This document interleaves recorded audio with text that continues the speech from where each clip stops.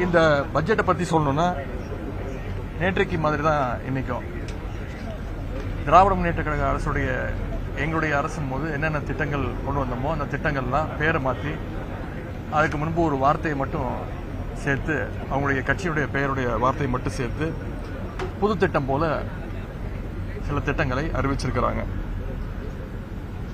எனவே இந்த பட்ஜெட்டில் உருப்படியாக எதுவுமே கிடையாது. குறிப்பாக தேர்தல் வாக்குறுதியின் போது பெருக்கக்கூடிய முதலமைச்சர் சொன்ன முக்கியமான ஒரு வாக்குறுதி 5 ஏக்கர் வரைக்கும் நிலம் வச்சிருக்கக்கூடிய எல்லாருக்கும் முழு பயிர் கடன் தள்ளுபடி அப்படின்னு அனைத்து அவர் கலந்துக்கிட்டதே கொஞ்சம் கூட்டங்கள் தான். ஆனால் அந்த எல்லா இடத்துலையும் இந்த வாக்குறுதியை சொல்லி தான் மக்களை ஏமாத்தினாரு. ஆனால் ஆட்சிக்கு வந்ததும் அதுக்கு எதுவுமே செய்யலை. முதல்ல என்ன சொன்னார், 50,000 ரூபாய் வரைக்கும் கடன் தள்ளுபடி அப்படின்னாரு. அப்புறம் எங்களுடைய கோரிக்கை, விவசாயிகளுடைய கோரிக்கையெல்லாம் ஏற்று அது 75,000 மாற்றினாரு. ஆனால் இன்னைக்கு விவசாயிகள் நீங்க தேர்தல் வாக்குறுதியில் சொன்ன மாதிரி முழு கடன் தள்ளுபடி வேணும் அப்படின்னு கேட்டுட்டு இருக்கிறாங்க. அதற்கு எந்த விதமான பதிலையும் வழக்கம் போல இந்த முதலமைச்சர் வாய் திறக்கிறது இல்லை. அது மாதிரி மேகதாது அணை விவகாரம் இன்னைக்கு ஒவ்வொரு நாளும் எவ்வளவு சீரியஸா போயிட்டு இருக்குன்னு உங்களுக்கு தெரியும். காவிரியில் நமக்கு கிடைக்க வேண்டிய நீரை இன்னைக்கு வரைக்கும் கர்நாடகம் இன்னைக்கு திறக்க முடியாதுன்னு, கொடுக்க முடியாதுன்னு வெளிப்படையாகவே சொல்லிட்டாங்க. முதலமைச்சர் நான் போய் பேச்சுவார்த்தை பண்ண போறேன்னாரு.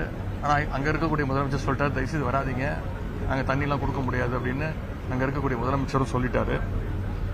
நாங்கள் தொடர்ந்து கேட்டுக்கிட்டே இருக்கோம், அனைத்து கட்சி கூட்டத்தை கூட்டுங்க.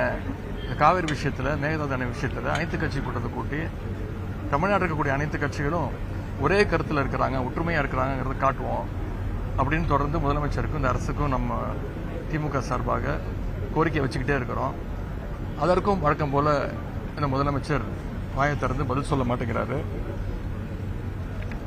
எனவே நாளைக்கு இன்னும் பல்வேறு பிரச்சனைகள் இருக்கு. விவசாயிகளுக்கான பல்வேறு பிரச்சனைகளை பற்றி பேசணும்னு நாளைக்கு கொஸ்டின் அவர் முடிஞ்சோடனே, கேள்வி நேரம் முடிஞ்சோடனே ஒத்திவைப்பு தீர்மானம் கொண்டு வரணும், எங்களுக்கு காவேரி பிரச்சனை பற்றி பேசணும், விவசாயிகளுடைய பாதிப்பு குறித்து அவையில் விவாதிக்கணும்னு சபாநாயகர்கிட்ட எங்களுடைய கடிதத்தை கொடுத்துருக்குறோம்.